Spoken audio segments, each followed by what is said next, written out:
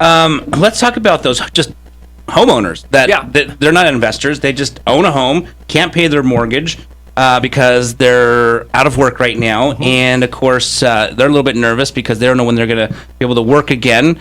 Any advice to the homeowners who find themselves in the difficult situation due to the lack of funds to pay their mortgage? Yeah. First, the checks, see if you're going to qualify for receiving those checks. Okay. I would, if you got those checks, use them for your core expenses. Okay. And talk to your mortgage bank.